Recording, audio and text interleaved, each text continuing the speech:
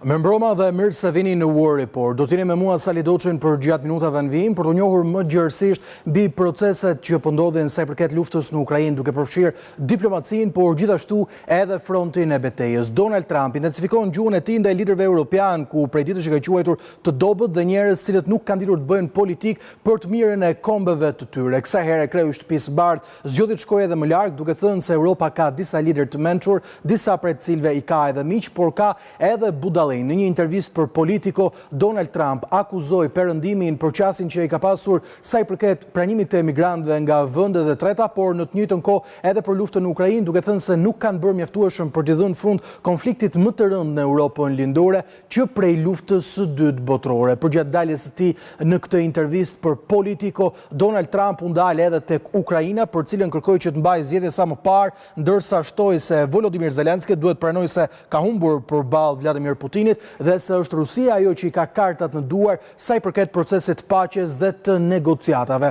Megjithatë, kjo deklaratë e bërë nga Donald Trump nuk është një deklaratë e re, pasi kreu i shtëpisë Bardh që prej ardhes tij në pushtet ka kërkuar mbajtjen e zgjedhjeve të reja në Ukrainë, zgjedhje këto të cilat nuk lejohet të mbahen për shkak vendosjes së ligjit ushtarak atje. Por me sa duket, Volodymyr Zelensky, një ish komendian i cili u bë president, ka mësuar nga historia. Kjo e fundit nuk ka njohur asnjë udhëheqës të lartë, i cili pasi ka humbur luftën, ka fituar zgjedhjet. Dhe për këtë arsye duket se Zelensky po luan në mënyrë të zgjuar në aspektin politik. Ka qenë pikërisht kreu i shtetit Ukrainas, i cili përgjatë një vizite ditën e sotme në Europë, ku takua me kryeministren italiane Giorgia Meloni, ka deklaruar se është i gatshëm të mbajë zgjedhjen në vendin e tij nëse Shtetet e Bashkuara të Amerikës dhe Europa do të garantojnë sigurinë e tyre. Zelensky u shpreh se nëse kjo ndodh, Ukraina do të jetë gati të zhvillojë zgjedhje brenda 60 deri në 90 ditëve të ardhshme, duke sfiduar kështu në mënyrë të drejtë për drejtë Donald Trump. Kreu i shtetit Ukrainës tha se do të kërkojë menjëherë nga ligjvënësit Ukrainës që të ndryshojnë pikërisht edhe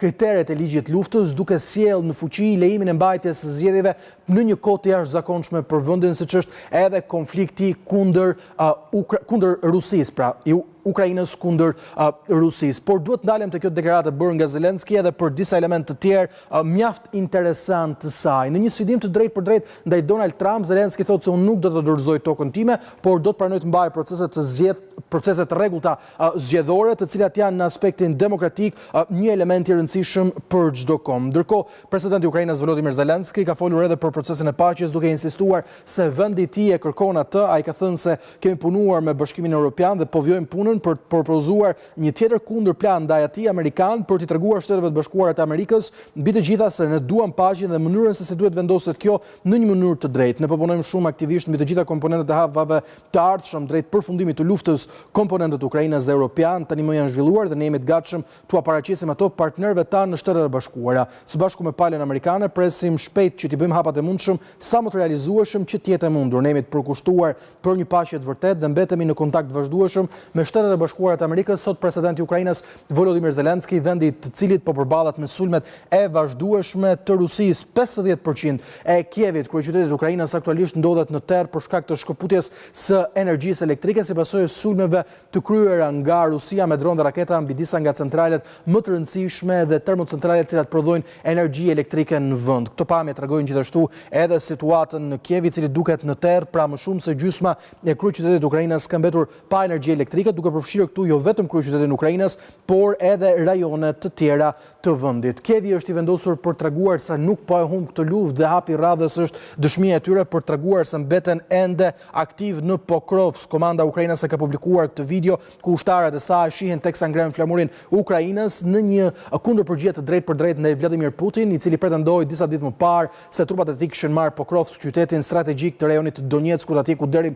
tani janë derdhur të gjitha ndihmat ushtarake perëndimore për t'u shpërndarë më pas në vijën e frontit. Është pikërisht kjo video e cila tregon se ukrainasit po mbajnë ende kontrollin e lindjes së këtij qyteti. Ndërkohë, në Rusi ka pasur zhvillime sa i përket aspektit ushtarak, ku përveç sulmeve të kryera nga Ukraina është rrëzuar edhe një avion i cili shërben për transportim të armëve të ndryshme, por gjithashtu edhe të mjeteve luftarake. Bëhet fjalë për një model AN-22, ku kanë humbur jetën 7 persona të cilët ishin në ekuipazhin e këtij fluturimi. Ndërkohë, Moska ka akuzuar prej kohësh perëndimin se janë përfshirë në mënyrë të drejtë për drejtë në luftën e tyre kundër Rusisë. diçka e tillë është përdorur si retorik nga Kremlini për të godulur vendet perëndimore, por gjithashtu edhe për të përshkallëzuar tensionet. Mbretëria e Bashkuar, e cila ka konfirmuar prej kohësh se ka një prezencë të vogël ushtarake në Kiev me synim monitorimin e trupave ukrainas dhe dhënien e tyre pikërisht eleksioneve të ndryshme dhe të përvojave nga ushtarët britanik, ka konfirmuar ditën e sotme se një ushtar i tyre ka humbur jetën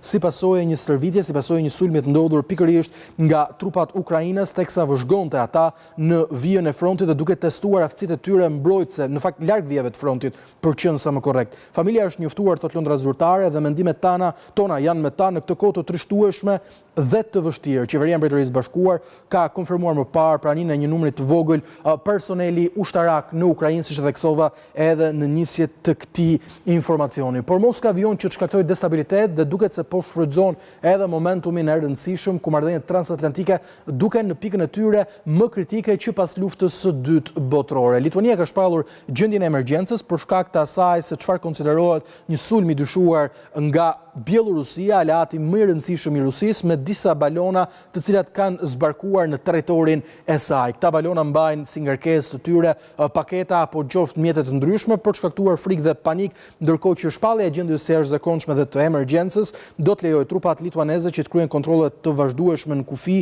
të automjeteve, personave të dyshuar, por gjithashtu edhe të fortifikojnë kufirin e tyre edhe të kujdesen sa i përket shtetësve bielorus të përfshirë në këto akte destabilitetit, cilat duhet të thënë se kanë prekur pothuajse mbar Europën, por në raste të tjera kemi parë pikërisht dronë që dyshohet se janë dërguar nga Rusia nëpërmjet agjendëve të tyre të infiltruar për të shkaktuar panik. Ka pasur 9 herë mbyllje vetare raporteve pikërisht në Lituani përgjatë këtyre muajve si pasojë e sulmeve të destabilizimit të kryera pikërisht nga ana e Moskës. Ishte ky një informacion i përgjithshëm se çfarë ka ndodhur përgjatë ditës sotme. Do të ndalemi në një analizë më të gjerë jo vetëm për Ukrainën, por edhe për lindjen e mesme me të ftuarit tanë në program.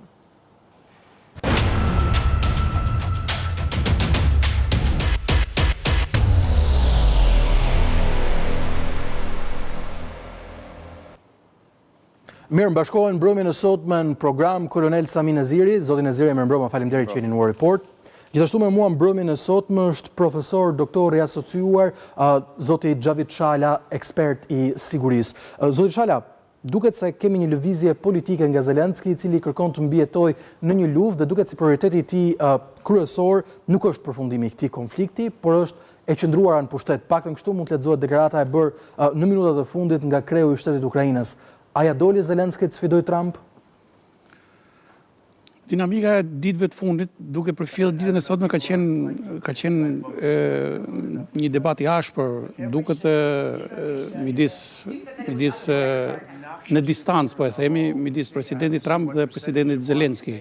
Gjithsesi, nëse do ta shohim pak në dinamikë, 2 ditë përpara grupi i negociatorëve Kellogg dhe grupi i negociatorëve amerikanë përfshirë dhe dhëndrin e presidentit ishin në Moskë dhe shkuan me planin 20 pikësh. Pra, plani 20 pikësh ishte një plan i dakorduar. Një plan i rakorduar midis delegacionit të Ukrainës dhe Shtetet Bashkuara të Amerikës. Në momentin që ata shkuan tek presidenti Putin dhe kur u kthyen pas 5 orësh, ata nuk pranuan as të takoshin, se ishte planifikuar takim me presidentin Zelenski, ishte planifikuar takimi për të raportuar ose për të shkëmbyer se çfarë u arrit. Që aty kur në momentin dhe mediat e dhanë njoftimin që delegacioni nuk pranoi të takohet, po u nis direkt në Washington, u kuptu që këtu ka një qarje të madhe, domethënë, dhe duket delegacioni amerikan hyri me projektin e përbashkët amerikano-ukrainës dhe doli me mendimet e presidentit Putin. Por edhe pas kësaj, me njëherë presidenti Zelenski nisi grupin negociator edhe për 3 ditë tjerë, të cilët negociuan në Miami. Dhe atje bile prakisht para se të shkonte delegacioni, ata i kanë telefonuar presidentit e Ukrainës dhe i kanë kërkuar duhet dorëzoj territoret dhe vetëm shumë mund të kishte zgjidhje. Pra i kanë dhënë ultimatum. Paktën sot janë dhënë shumë, është konfirmuar nga shumë burime informacione kjo, që duhet dorëzoj territoret. Ndërkohë presidenti, ajo nuk u dha ditë ky informacion, nuk u dha ditë, por ka dalë sot, presidenti Zelenski dërgoi ekipin negociator dhe punuan 3 ditë. Dhe sipas presidentit Trump u arriti marrëveshje midis negociatorëve, por presidenti Zelenski nuk u shpreh për këtë dhe dhe me sa duket këtu Kellogg, një nga negociatorët zyrtarë i cili me vonë nuk është se mori shumë pjesë në për këto negociata, pretendoj që është dakordsuar pjesa kryesore, por dy janë momentet kyçe. Cilat janë këto momente kyçe? E para është çështja e Donetskut, pra territoret që e diskutueshme, dhe e dyta është centrali i Zaporizhjes, centrali Bertamor. Pra një probleme shumë të rëndësishme, nuk është e para ka të bëjë pikërisht me këto që Zelenski sot deklaroi që nuk ka ndërmend territorit e papushtuar ti dorëzoj, dhe nga ana tjetër me sa duket për Zaporizhjen është vendosur, Putini ka kërkuar që ta mbajë gjithë, ndërkohë që ishte planifikuar 50 me 50, pra kishin një administrim ndërkombëtar si termocentral dhe të ndaj rezultat burimi gjysmë për gjysmë midis Rusisë dhe Ukrainës. Pra kjo është dinamika e shpejtë, domethënë, të cilën unë e pasqyrova. Sot pasaj ka patur debate sepse dje u bë një summit në Londër ku morën pjesë 3 fuqit kryesore europiane, këto 3 fuqi, pra Britania, Franca dhe Gjermania, të cilët e morën në mbrojtje Zelenskin për t'ia lehtësuar po e themi presionin amerikan dhe u dakordsuan për një plan të ri. Dhe ky plan besoj sot duhet të ketë përfunduar dhe sipas Zelenskit duhet i dërgojë palës amerikane ky plan i ri, pra i cili kategorikisht nuk pranonte dorëzimin e territorëve. Menjëherë pas kësaj, pastaj filloi sulmi i presidentit Trump në 2 drejtime, e para kundër Zelenskit, duke kërkuar zgjedhjet, mbajtjen e zgjedhjeve 1, por duke sulmuar edhe Europën. Njëra në anë, duke Zelenski njëherë edhe për zgjedhjet, por edhe për që nuk po njeh, nuk pranon realitetin. Pra duhet ta pranoj që është i humbur. Kështu i bie në një mënyrë që të pranoj që po kapitullon, domethënë. Nga ana tjetër sulmoi edhe lider europian. Do të ndalemi më pas. Kolonel, apo humb Europa, e ka humbur Zelenski sensin e logjikës, më saktë, apo humb Ukraina, po kur thua Ukraina duket se kur thua e gjithë Europa për shkak të rëndësisë strategjike. Pra apo shkojmë drejt një humbje ushtarake për Kievin me situatën aktuale në vijën e frontit? Nuk besoj kështu. Natyrisht Trump ka përdorur në negociatat me Ukrainën, por edhe në atë retorikën që ka përdorur, i është drejtuar Ukrainës që zakonisht me fjalë admiroj kurajën, guximin, vendosmërinë e popullit Ukrainës, por zakonisht në fund fiton madhësia. Pra, përdori fjalën size, kuptimin që Rusia është më e madhe. Por kjo është më shumë spekulative se sa ti referohesh situatës në front. Nuk është se kemi ndonjë sukses të dukshëm të Rusisë në terren. Kështu që nuk besoj se Ukraina, të paktën në terma afat shkurtër, afat mesëm, është duke humbur luftën. Po të flasim në terma, në shifra, nga pikpamja ushtarake, forcat e Rusisë kanë rreth 621 trupa gjithsej në gjithë gjatësinë e frontit, ndërsa Ukraina ka rreth 800.000 trupa, por këtu duke përfshirë të gjithë llojet e trupave, pra edhe të mbështetjes, jo vetëm të luftimit. Kështu që raporti i forcave aktualisht në terren është diku 3-2 për Rusinë, në drejtime të caktuara, ose si që themin në gjuhën profesionale. Kuptohemi, një numër më i lartë forcash në front aktualisht është i Ukrainës, apo jo? Në total. Në total. Por në front, në vijën e parë të frontit, raporti është 3-2 për rusët. Pra, kjo do thotë që nuk është se ka në raport, pra që ta sqarojmë edhe për publikun. Pala që mësyn, gjithmonë do të ketë superioritet në forca. Pra, është ligj i fizikës. Pra, do të kesh një forcë më të madhe që të shtytish një forcë më të vogël. Dhe në këtë rast, nuk është se ka Rusia nuk është gjendje të shpërthejë mbrojtjen e Ukrainës. Ka një përparim gradual. Nga prilli e këtej llogaritet rreth 6 kilometra katror në ditë.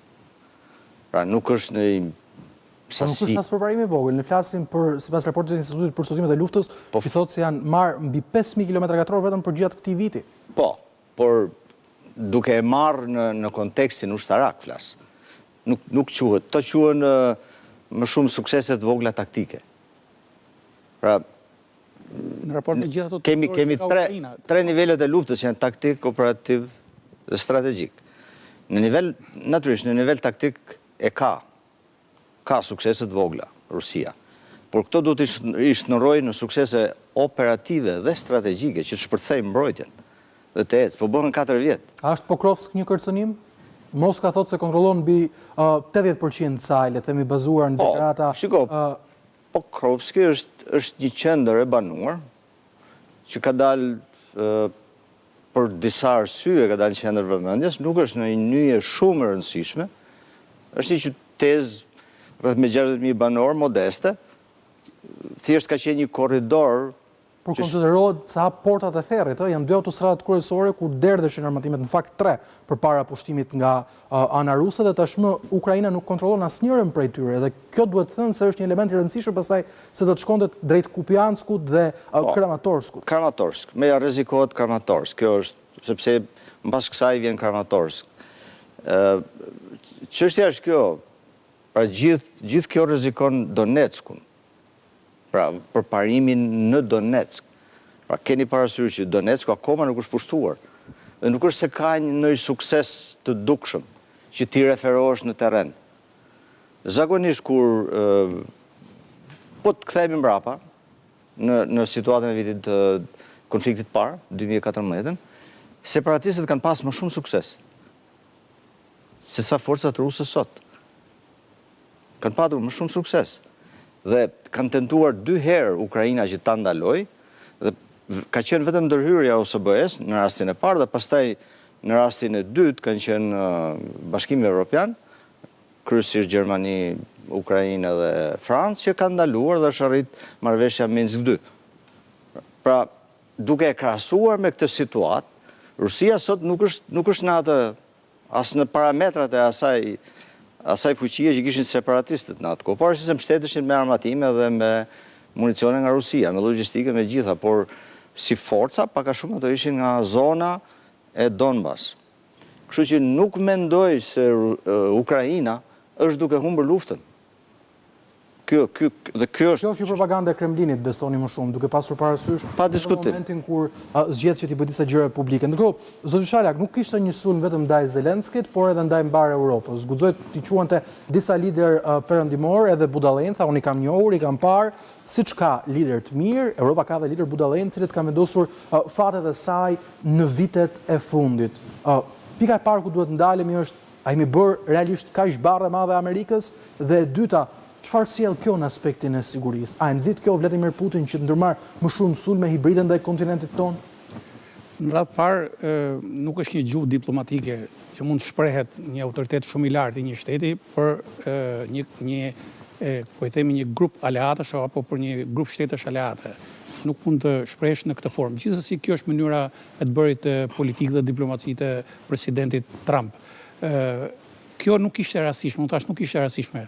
Kjo ishte për shkak të takimit të djeshëm të Londrës, ku këta të 3 presidentet kryesor të shteteve të Gjermanisë, të Francës dhe të Britanisë i dhanë mbështetje dhe e morën mbrojtje presidentin Zelenski dhe fituan apo përgatitën ekspertët apo këshilltarët e sigurisë, kështu e kanë angazhuar ekipin e këshilltarëve të sigurisë këta drejtuesit, kanë përgatitur një plan të ri dhe reagimi i presidentit Trump ishte që Zelenski nuk më ka kthyer përgjigje, nuk e ka lexuar akoma dhe përgjigja është kthyer sot, një plan i ri. Pra, edhe prerë në 2 pika që nuk do të dorëzohen territoret e pamarrë. Edhe shprehja tjetër që duhet hyjnë zgjedhje që ishte një kërcënim tjetër për Zelenskin, ai tha, garantoni sigurinë dhe unë hyjnë zgjedhje. Pra, unë nuk mendoj që Zelenski në këtë rast po lufton për vete, për pushtetin e tij. Flasim, unë kështu e gjykoj në analizën time. Zelenski nuk ka asnjë lloj mundësie, ai ka përmend, ka cituar kushtetutin, ka cituar referendumit që kush ka autoritet të lëshoj territore. kjo që i kërkohet Zelenskit është edhe pa kuptim, lëshoj territoret. Si do të lëshoj territoret? Atëherë, vetmja gjë që mund bëjë të hidhet në një referendum. Po kush Ukraina kush do ta miratojë referendumin? Pra, të tëra këto duket sikur janë gjëra që vinë dhe unë bashkohem edhe me kolonelin që rezultatet në luftë nuk janë aq dukshme. U thanë, prometun ditën Rusia bën shumë propagandë. Ditën që shkoi ekipi negociator atje, e morën Pokrovski nuk është marrë. Përkundrazi, ju e tregut edhe këtu, nuk është marrë. Ata deklaruan që nuk u konfirmuar nga asnjë burim i pavarur dhe deklaruan që ne kemi pjesën veriore, kontrollojnë një pjesë të konsiderueshme. Pra nuk ka dhe me këto ritme ai nëse do vazhdoj të fitojë, me këto ritme do t'i duhen të paktën minimalisht 2 deri në 3 vjet me këto hapa për të avancuar në fushën betejës për të marrë Donbasin. Pra do t'i duhen edhe 3 vjet, por 3 vjet nuk mund të rezistojë Rusia edhe 3 vjet në këto kushte. Pra, presidenti, këtë mënyrën e komunikimit e presidentit Trump e lidh pak edhe me stilin e tij të negociuarit, do të jemi objektiv. A flasim për një stil të dobët? I kërkon që Jo, ai është biznesmen. Ai është biznesmen edhe gjykon me logjikën e unë i bëj trusni, ai le të pranoj, po s'pranoj do të bim me një marrëveshje. Po, kështu e ka ai, nuk e ashtuaj. Kështu mendon ai. Shiko, këtë mënyrë komunikimi, këtë mënyrë vlerësimi për Europën është derivat edhe i strategjisë së sigurisë kombëtare të Shtetit Bashkuar të Amerikës, të atij vlerësimi që ai bën për Europën. Për ta sqaruar publikun, strategjia e sigurisë kombëtare të një shteti është dokumenti më i lartë, më kryesor për politikat e sigurisë. Pra, kur një elitë, një qeverisë jep siguri kombit vet, është dokumenti numër 1, nga kjo derivojnë gjithë strategjitë e tjera. Dhe në atë strategji e cila për mua nuk përbën diçka të re sepse e ka formalizuar në të shkruar të gjithë mënyrën e komunikimit të sjelljes dhe objektivat e Trumpit që në fushatë edhe tani, edhe sipas kësaj strategjie Europa nuk gëzon besimin e Shteteve të Bashkuara të Amerikës më. Kjo është e qartë, është e thënë. Pra, Europa tashmë nuk është një sipas atyre nuk është një aleat i besueshëm për shkak të emigracionit, për shkak të çështjeve politike. Domethënë, ata quajnë që Europa nuk ka demokraci, e përmendin edhe domethënë ka cënuar demokracinë, pse? Sepse Europa është shumë e ashpër ndaj ekstremizmit të dhunshëm dhe në çfarë forme theme. Europa nga ekstremizmi qoftë i majt dhe qoftë i djathtë, Europa e ka psuar gjithmonë.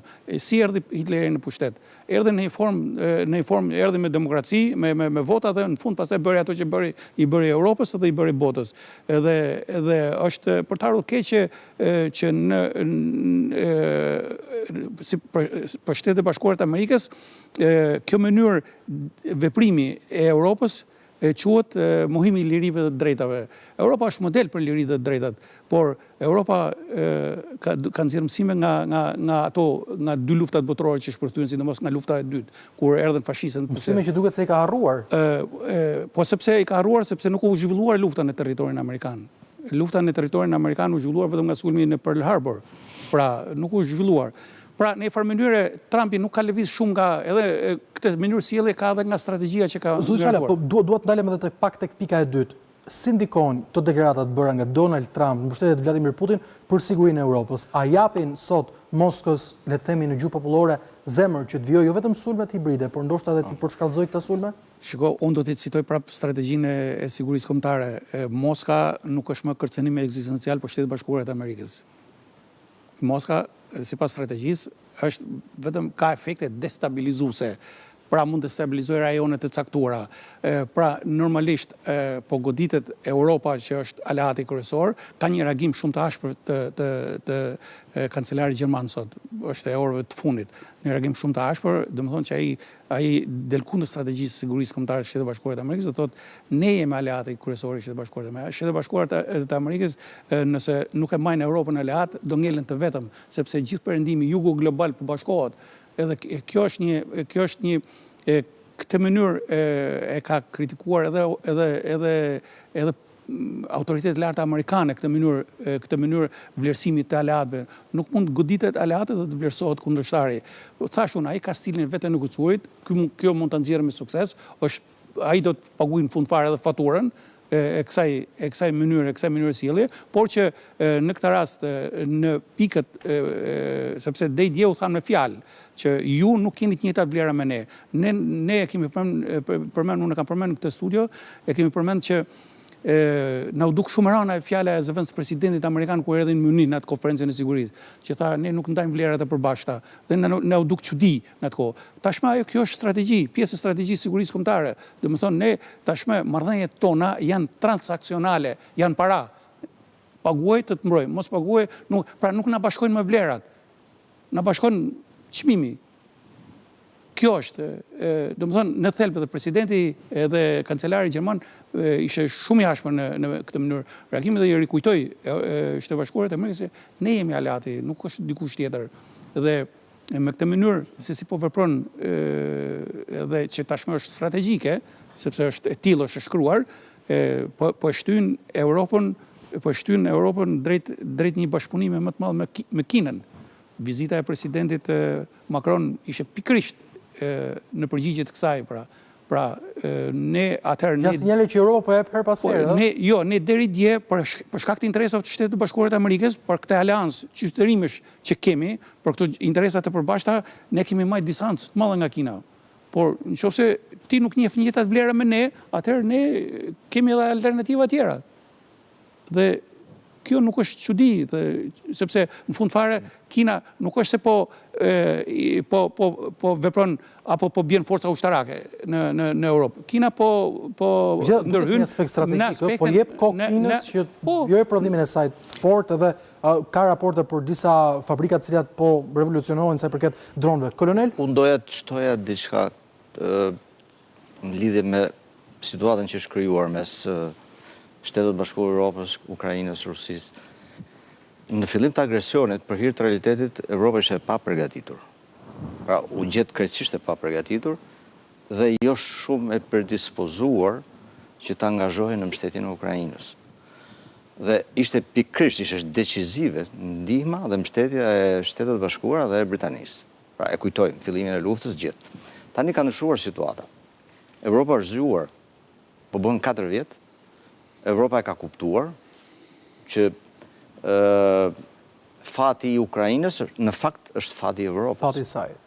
Kështu që e ka kuptuar. Dhe besoj që retorika që përdoret nga administrata Trump nuk shpreh realitetin. Kur shprehet që Europa, pra është bashkë me atë shprehjen që tha që disa lider evropian janë të dobë dhe Europa është duke u kalbëzuar, në fakt nuk është.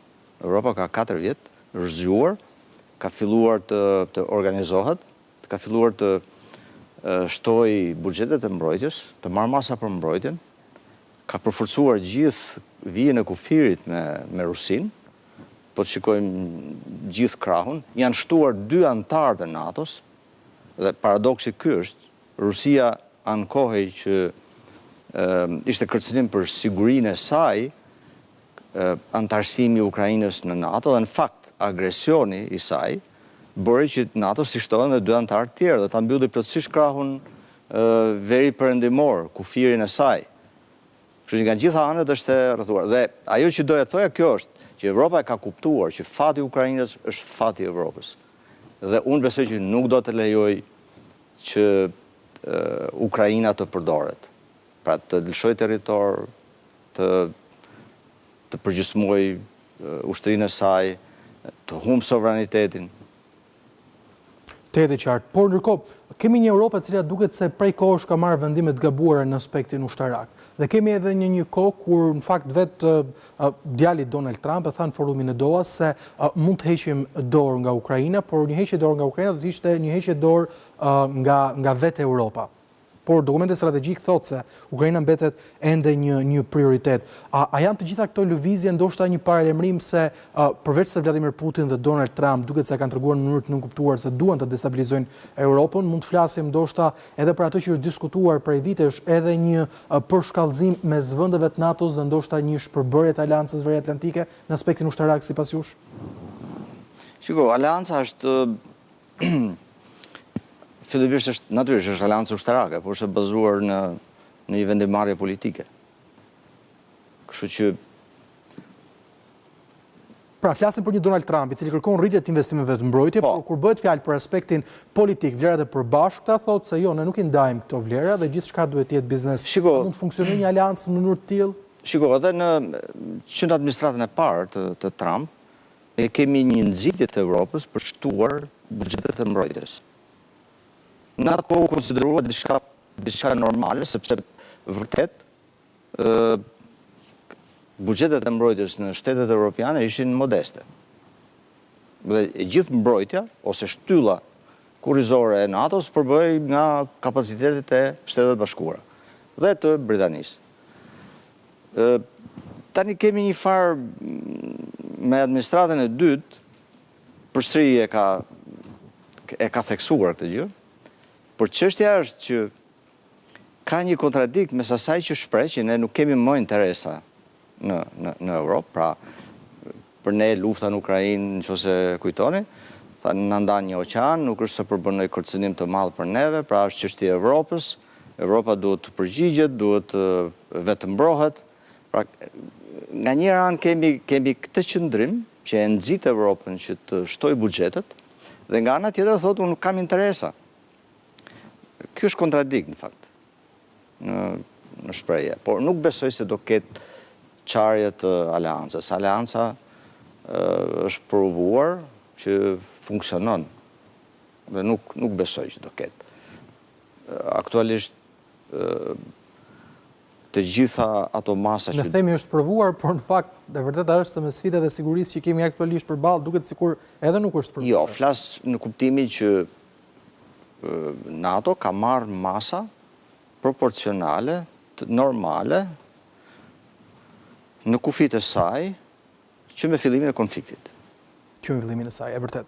Kështu që këto më të marrin, nuk është se, pra ka provuar që po funksionon. E qartë. Mirë, ne do të shkojmë në një shkputje shumë të shkurtër publicitare, ndërkohë që në pjesën e dytë do të rikthehemi me disa diskutime të rëndësishme sa I përket fatit të Gazës pas luftës. Duket se palët po shkojnë drejt dakordësisë për implementimin e fazës 2, që do të kërkonte tërheqjen e trupave izraelit, një qeveri të përkohshme në rripjen e Gazës përbërë nga një bord ndërkombëtar, por duket se ka edhe kërkesa të cilat mund dalin kundrejt këtij armpushimi e mund të rrezikojnë sërish sigurinë në lindjen e mesme. Të gjitha këto më njëherë pas shkputjes publicitare.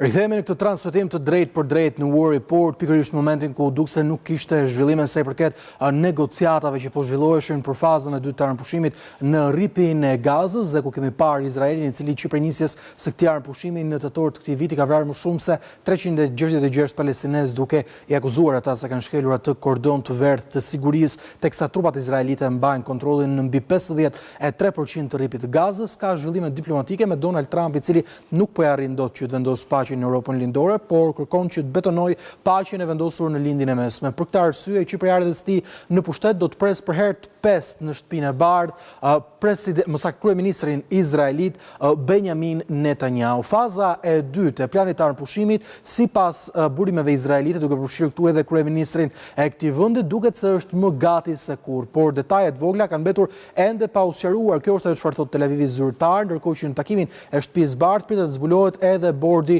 ndërkombëtar I paqes. Kjo fazë e dytë e armpushimit do të sillte tërheqjen e ushtrisë izraelite në mënyrë graduale nga rripi I Gazës, implementimin e një bordi ndërkombëtar dhe një qeverie tranzitore, e cila do të përbëhej nga zyrtar të lartë ndërkombëtar, por edhe një bord prej 15 personash në radhët e palestinezëve. Duhet ndalemi së bashku, profesor Shala, për të kuptuar pak më shumë mbi këto hapa që po hidhen në lindjen e mesme. Duket se është koha realisht për ta betonuar paqen, kemi një lirim të pengjeve, por gjithashtu duket se kemi edhe disa mosdakordsi të vogla. Për shembull, Financial Times raportoi se ai I cili u nominua nga Trump për të qenë në krye të këtij bordi nuk mund të jetë për shkak të kundërshtisë së vendeve arabe. Bëhet fjalë pikërisht për Tony Blair. Çfarë po ndodh me dinamikat atje?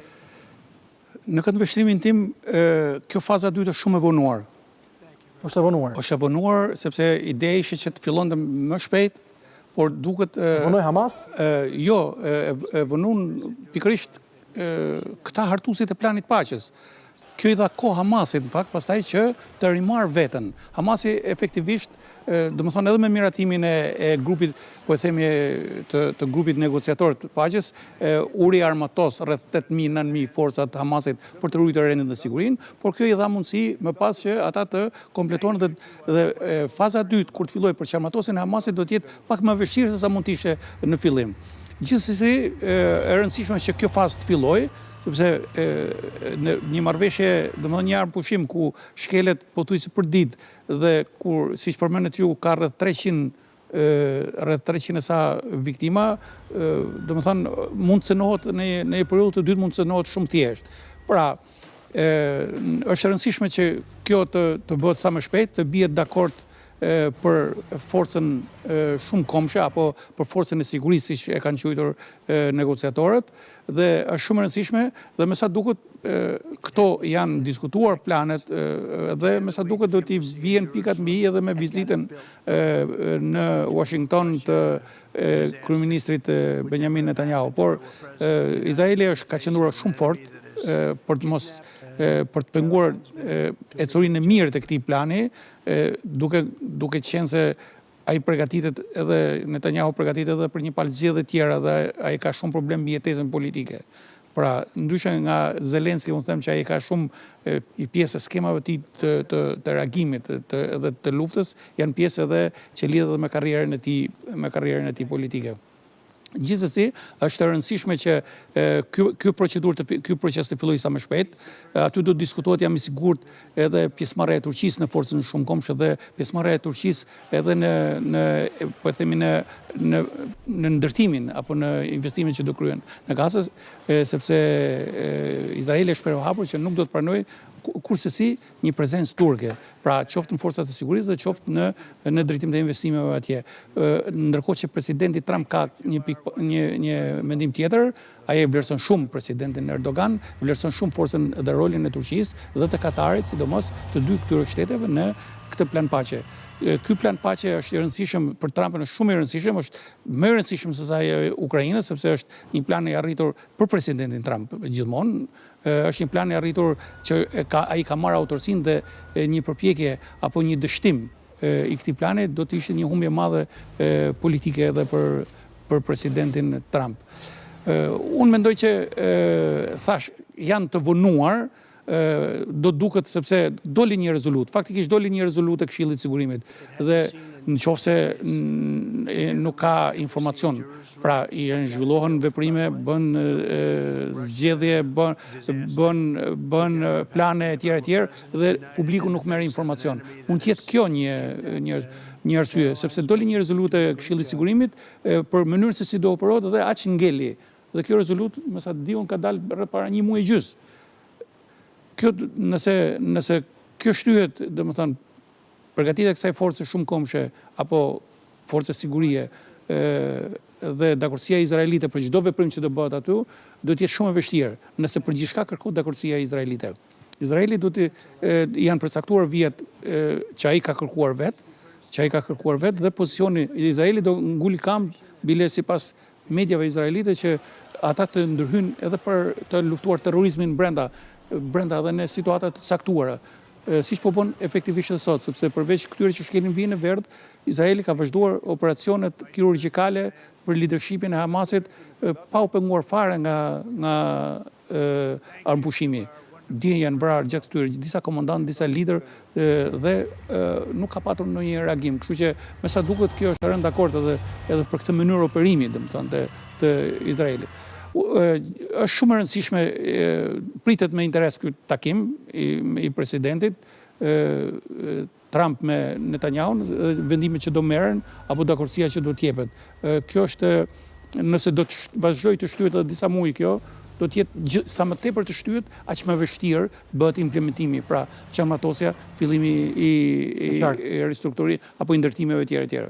Kolonel, duhet ndalemi bashkë pak tek qarmatosja e Hamas, e cila ka qenë kriteri kryesor i Izraelit, por duket se Tel Avivi kërkon të gjejë një tjetër shtek, duke thënë se janë pothuajse gjithçka gati për implementimin e fazës 2 dhe raportet e mediave ndërkombëtare flasin për Katarin dhe Turqinë që thonë se prioritet për këtë moment duhet të jetë tërheqja e trupave ushtarake izraelite dhe jo qarmatosja e Hamas. A i lë kjo kjo një dritare e Tel Avivit cilin po e pranon, le të themi, në mënyrë të nënkuptuar që ta rifilloj luftën?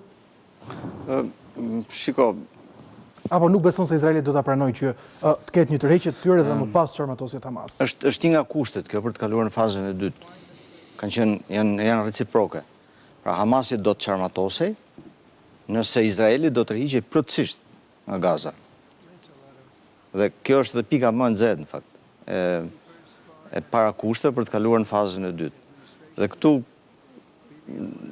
situata është tepër e brisht në fakt. Nuk është se është roz, është goxha e brisht. Sepse nga njëra anë, Izraeli ka vullnetin politik, do që të kaloj në fazën e dytë, do që të kaloj sa më shpejt, në vijim të vizitës takimi që do ketë me zotin Trump, kryeministri i Izraelit, por nga ana tjetër, po të shohim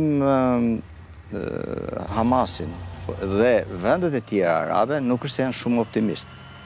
Dhe arsyet janë sepse edhe gjatë fazës parë nuk ka patur ai besimi reciprok, se ka shumë rëndësi besimi ndërsjell në një marrëveshje armëpushimi. Dhe nuk ekziston kjo lloj mirëbesimre, sepse ka patur nga të dy palët, ka patur shkeljet e armëpushimit. Edhe nga Izraeli ka patur shkeljet e armëpushimit, qindra raste, por nga ana tjetër edhe Hamasi nuk ka plotësuar angazhimet e veta. Kështu që kjo është pikë e nxehtë. Dhe faza e dytë, unë shpresoj që të kalojë sa më shpejt, që të stabilizohet situata, por është goxha situatë e brisht, sepse kjo kushtëzohet me dorëzimin plotësisht, siç e theksuat edhe ju, të armëve, pra e çarmatosjes së Hamasit, pa përcaktuar se kush është e ardhmja. Pra faza e dytë nuk merret me këtë. Nuk e përcakton të ardhmen. Do kthehet në një forcë politike apo çfarë do ndodh me të. Dhe tërheqja e plot e trupave izraelite nga Gaza.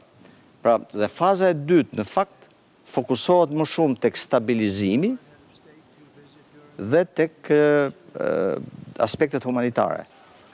Rindërtimi dhe njandimave, gjitha këto.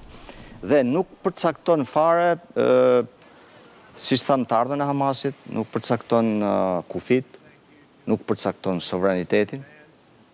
Pra, gjitha këto janë lënë të hapura dhe gjithë objektivi i kësaj është stabilizimi dhe krijimi i bazë të mirë për negociata, për të vazhduar negociatat. Por në vështrimin tim është situatë e brisht. Sepse jo të dy, me fjalë, jo të gjitha palët bien dakord në përfundimet që dalin për fazën e dytë.